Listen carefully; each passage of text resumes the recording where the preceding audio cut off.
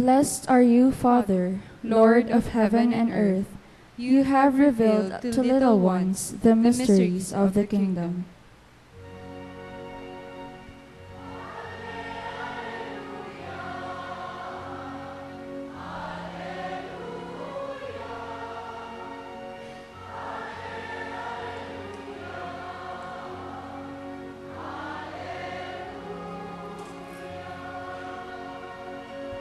The Lord be with you. And with your spirit.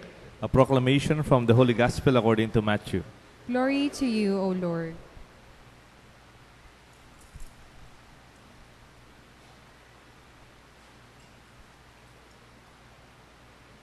At that time, Jesus exclaimed, I give praise to you, Father, Lord of heaven and earth. For although you have hidden these things from the wise and the learned, you have revealed them to little ones. Yes, Father, such had been your gracious will. All things had been handed over to me by my Father, and no one knows the Son except the Father. No one knows the Father except the Son, and anyone to whom the Son wishes to reveal him. Come to me, all you who labor and are burdened, and I will give you rest. Take my yoke upon you and learn from me, for I am meek and humble of heart, and you will find rest for yourselves. For my yoke is easy and my burden light. The Gospel of the Lord. Praise to you, Lord Jesus Christ.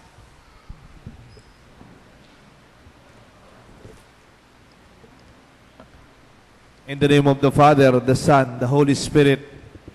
Amen. Good morning po. Ang title po ng ating reflections ngayon from our Gospel, For Kids Only. Tama po. For kids only. Sanay po tayo kasing nakakita ng for adults only. But you know, that is not wholesome usually. It's not for everybody. And sometimes it's not even healthy and good. Pero pag sinabi mong for kids only, it's also for everybody. It's also wholesome and healthy. Why am I saying this? The Gospel proclaimed in Matthew 11. Jesus said, I give praise to you, Father, Lord of heaven and earth. For although you have hidden these things from the wise and the learned, you have revealed them to the little ones. Maybe you could say, you have hidden them from the wise, the intelligent, the old, the educated, the experts, but you have revealed them to children. Alam niyo po, sa trabaho natin, usually we do just we used to do, di ba? Yung mga nasa management, operations, ang tawag dyan, you just operate. Kung paano yung pagbukas ng bangko, tapos isara mo, pagbukas ng clinic, sara mo. These are procedurals. You just do what you used to do. Ganon din yung administration. You just administer whatever is by the book. And you will be a good manager. Ang hindi ko masyadong ang gustong term maintenance. Yung maintenance, you just maintain. Kung paano mo tinanggap, ganun mo iwanan. Maintenance. Pero I think, alam niyo po saan yung mas malakas na sweldo? Nasa creatives. Nasa design. With people with imagination and they can implement them. Ang simbahan, kumisan, because we are a very, very, very old institution. One of the oldest institution is the church. Older than the government of the Philippines. More than 2,000 years. Kaya kumisan, mahirap mag-implement of something new. Isn't it? Sa mga simbahan, eta naman dating gagawan yan eh. Eta mo dating gagawan yan eh. Makanini dati. If we only think that way, what do we expect something new? How do we attract the young? How do we invite the children? Where are the kids? How do we create more than what we experience?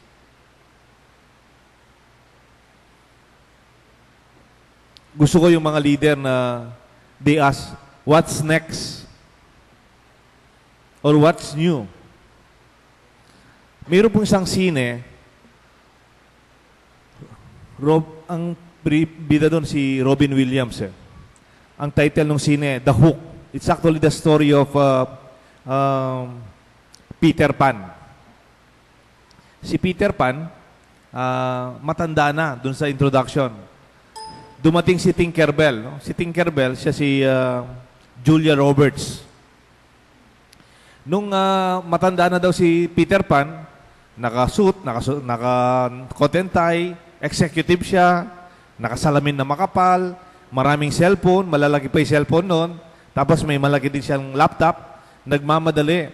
Dumating si Tinkerbell, sabi niya, Peter Pan, Peter Pan, Peter Pan, you are our hero. You used to fly. Sabi ni Robin Williams, I am not Peter Pan. I am no hero. I do not fly anymore. Leave me. I am busy. Busy. And then, sabi ni Tinkerbell, yes, you cannot fly because you lost your sense of wonder and your imagination and you do not dream anymore. Di ba ganyan yung mentality ng matatanda? Ano yung mentality ng matatanda? Lebasan ko na yan. Been there. Gawa ko na yan. There's nothing new. Alam niyo po, huwag kayong magalit na Huwag niyong gamitin yung expression, papunta ka pa mo. Pabalik na ako. You know what is the meaning of that? Pabalik na ako. Gusto sabihin, nakasusulong kimbiya mo. Di ba? Pabalik na ako. Niya pala magulya ni Lolo, pabalik na Pabalik na Pababalik-balik niya mo. Because life is about moving forward. Moving on. If you are a leader, you should not only implement what you used to have to do. You could see more. You can fly with your imaginations. Alam niyo po yung libro na Little Prince? Little Prince? It's a very wonderful book, a French book. And mayroong isang chapter doon, it's about the accountant, no? Na-meet ni Little Prince yung accountant sa isang planet. Yung accountant, wala siyang ginagawa. Nagbibilang. Tapos meron siyang maraming paper. Tapos meron siyang adding machine. Sabi ni Little Prince, what are you doing? Do not disturb me, sabi ng accountant. I am concerned with matters of consequences. Mahalaga ang ginagawa ko. Do not disturb me. Ganyan yung pag-isip ng matatanda. Huwag kang makialam kayo, pisabihan matuwa. A matters of consequence. Anong ginagawa ng accountant? Binibilang niya yung mga stars. What are you doing? I'm counting the stars. Tapos nilista na po. Because I own them. How can you own the stars? Sabi nitong Little Prince. Get out. I'm concerned with important things, matters of consequences. Yan ang pag-iisip ng matanda. Nagbibilang. Maybe nagko-compute. Alam niyo po, binibilang-bilang niyo yan. Pilang hektarya, gaano karami. Someday, like the stars, we will leave them behind. Let us be free to be related with people. A relationship that is engaging. There are many among us, maybe they have lost their childhood. Kasi alam niyo po bakit? Because we were burdened when we were young. Sino po sa inyo yung over-stressed when you were children? Na dapat valedictorian, dapat top 10, dapat magaling, dapat mataas yung grade, dapat mas mataas yung grade kaysa sa pinsan, kaysa kapitbahay. You know, I'm sorry, you are robbing your children from their joy of just being themselves. Alam niyo po sa Finland, it is one of the best educational system. Pero wala silang homework. And they have less time sa school. They want to have time at home. And at home, enjoy with your parents. Play with your brothers and sisters. Sleep well. And enjoy life as a child. When we overburden our childhood, pag matanda na tayo, magbalik yan. Because there are back subjects we have to go through. Nung seminarista po kami, meron kaming libro, ang title niya, Katesismo para sa mga bata. na kailangan pag-aralan ng matatanda by Dr. Joe de Mesa. O nga naman, alam niyo po kung minsan, pag binibless ko yung mga bata, papunta dun sa ating prayer room, meron silang Sunday school, gusto kong sumama sa kanila. I could see joy in their faces. Kung minsan, dadaan sila, Father, enjoy kami doon, kayo dito, may iwan kayo matatanda. But you know, if we just only see the joy of being children, then we can continue to be creative, to be excited. What's next? Alam niyo po, meron akong inaangan mga kumpanya ngayon. Ang tatas ng sweldo ng mga nagtatrabaho nila. Binibigyan pa ng oras yung mga nagtatrabaho nila na walang ginagawa. Pwede ba yun? Di ba may supervisor tayo na tinitignan na dapat nagtatrabaho sila up to the last minute. Pero mayroong mga kumpanya, because they are into creatives, they allow their employees to have free time. And they are paid. You know why? Because they want their workers to be creative and imaginative. Google is one. Nike is another one. When you work at Nike, you have extra time. Gusto mong tumakbo? Sige, tumakbo. 3M. Yung 3M? Alam niyo po paano na-invento yung post-it? Yung kukunin tapos didikit mo sa refrigerator, didikit. Walang ginagawa yung empleyado. Nakikita niya. Na pwede pa lang pagdikit-dikitan niya. Ngayon, their multi-billion project until now. And that technology came from a mind that is just thinking like a child. What's next? For us as a church, for our community, let us not be afraid to explore. I give you praise, Father, for although you have hidden these things for the old and the learned, you have revealed them to the childlike. Kilala ho natin lahat si Albert Einstein. Siguro si Albert Einstein, siya yung parang hero ng mga scientist in our modern times. Kala ko yung kinabibiliban ni Albert Einstein, yung mga magagaling. Pero I was taken aback with this quotation from him. Sabi niya, imagination is more important than knowledge. Knowledge is limited, but imagination encircles the world and beyond. Kung marunong ka, marunong, period. But if you are creative and imaginative, you can go beyond. Kaya kung yung trabaho mo, architecture, yung trabaho nyo sa IT, yung trabaho niyo sa construction, trabaho niyo, it pushes you to create something yung tawag dyan, design. Kung nangongopya ka lang, kung yung dati lang, there's nothing to improve and there's no way to grow. Pabalik na ako. Basan ko na yan. I've done that. Nakakalungkot with that kind of attitude. Our church at St. Jude is a very young church. Alam niyo po, ilang taon na ang simbahan natin dito? It is a very young parish. 25 years old. Tama ba yan? Dapat pag 25 years old ang parokya, hindi mukhang matanda. Di ba? Dapat hindi isip matanda na, tandati. How can we grow? How can we invite the young? Denganak yu po no bisang simba. Dengapuyo no bisang tuki. Kasi matwala rin kay pisamban eh. Isn't it? And in fact, even the old people, they have a lot of something inside that are never part of children's life. Tingnan nyo po, inisip-isip ko lang. Siguro sa mga apo ninyo, they don't worry too much. Worrying too much about tomorrow and they cannot sleep. That is very adult, isn't it?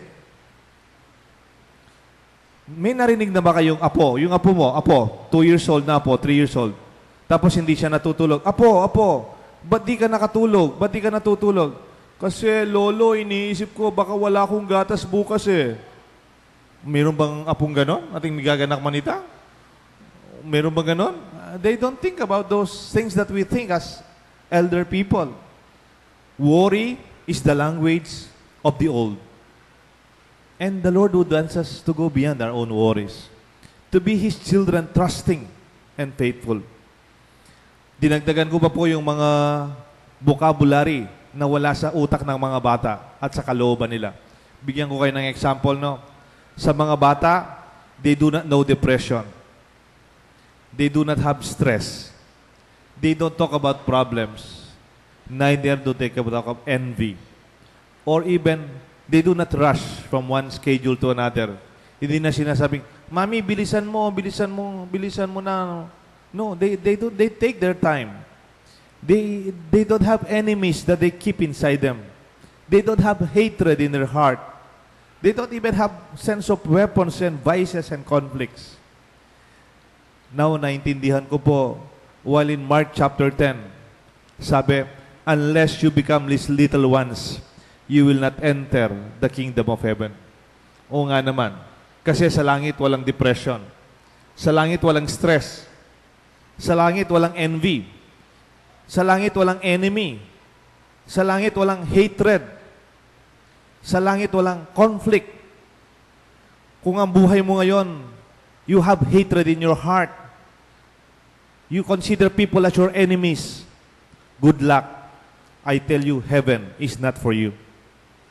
Kung dito pa lang nabubuhay ka ng parang impyerno, why do you expect something new when you die? You are like children. When you can let go, galit sila sa iyo. Di ba yung mga bata, mag-aaway ngayon, bukas wala na? They just let go. Don't forget. Minsan po, may narinig ako nagle-lecture nagustuhan ko yung lecture niya about Alzheimer's, di ba?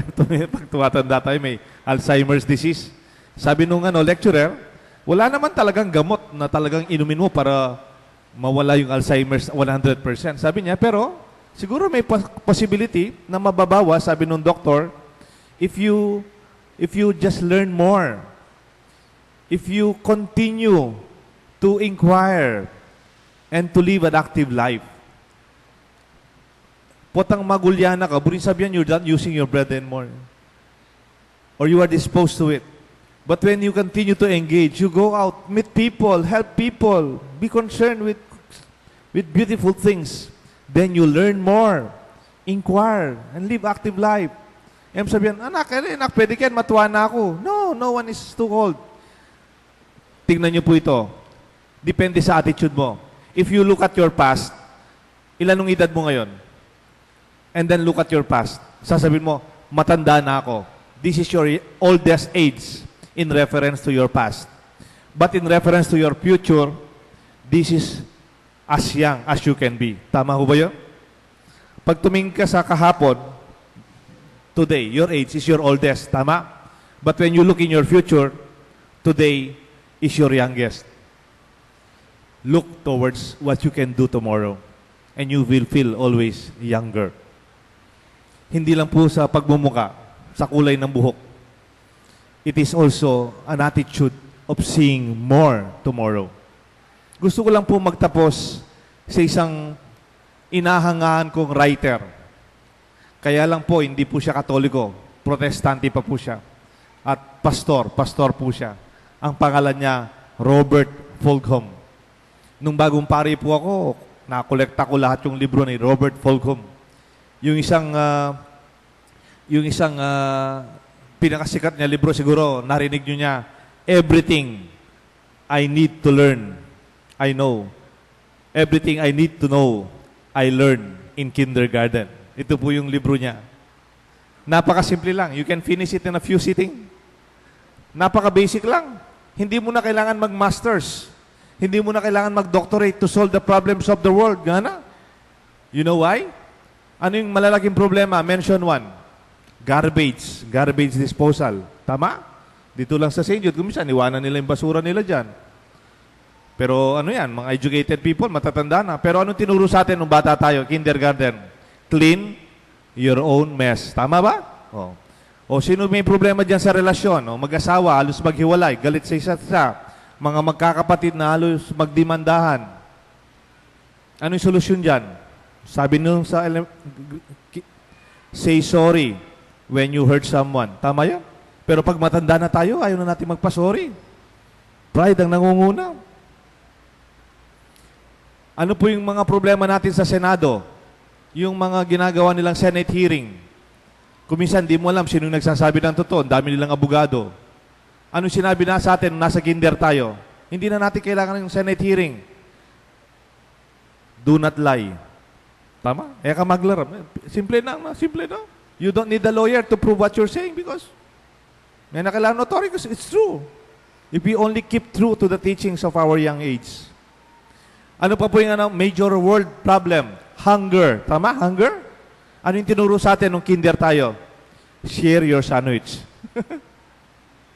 Break your bread. Sino po sa inyo yung may problema sa utang? May pinautang ba kayong hindi nagbayad?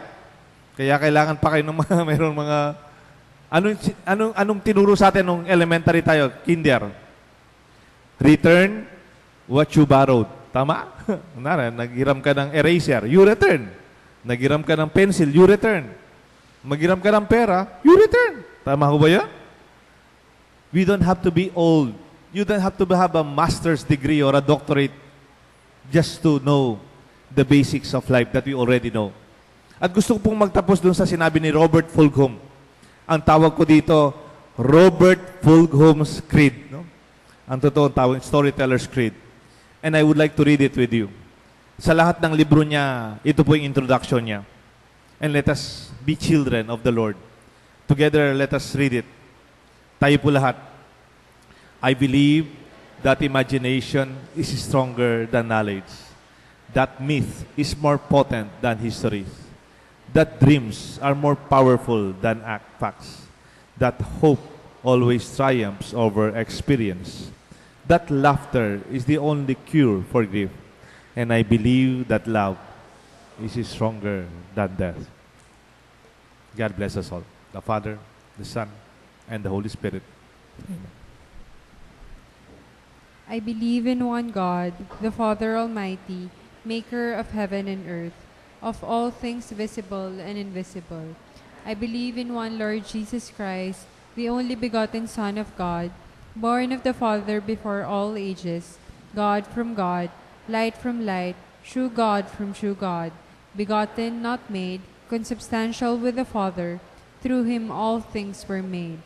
For us men and for our salvation, he came down from heaven, and by the Holy Spirit was incarnate of the Virgin Mary, and became man. For our sake he was crucified under Pontius Pilate. He suffered death and was buried, and rose again on the third day in accordance with the Scriptures. He ascended into heaven, and is seated at the right hand of the Father. He will come again in glory to judge the living and the dead, and his kingdom will have no end. Believe in the Holy Spirit, the Lord, the giver of life, who proceeds from the Father and the Son, who with the Father and the Son is adored and glorified, who has spoken through the prophets. I believe in one holy, Catholic, and Apostolic Church. I confess one baptism for the forgiveness of sins, and I look forward to the resurrection of the dead and the life of the world to come. Amen. Jesus reveals to us that our Almighty Father is gentle and compassionate, slow to anger, and great in kindness. He prompts us to approach the Father with trust, and we pray, Father, listen to the prayers of your children. Father, listen to the prayers of your children.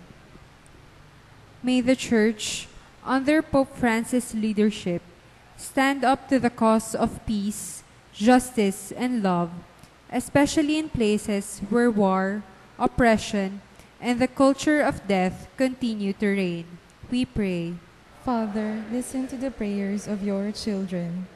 May our bishops, priests, and deacons prove to be worthy ministers by their simplicity of life and their words of solace and encouragement. We pray. Father, listen to the prayers of your children. May the leaders of nations and other government officials work for peace and justice and attend to the welfare of the poor and the homeless. We pray. Father, listen to the prayers of your children. May those who are oppressed by dehumanizing systems, elderly people weighed down by loneliness, and families separated by quarrels and financial problems find consolation in you. we pray. Father, listen to the prayers of your children. May we foster such family values as filial respect, love, and care for the aged and the sick, love of children, and harmony in the home. We pray. Father, listen to the prayers of your children. We offer to the Lord our personal intention. Almighty Father, hear the supplications of your children. Do not allow us to be overwhelmed by confusion, doubt, and discord, but always fill us with your faith and encouragement from Jesus, your Son, our Lord, forever and ever.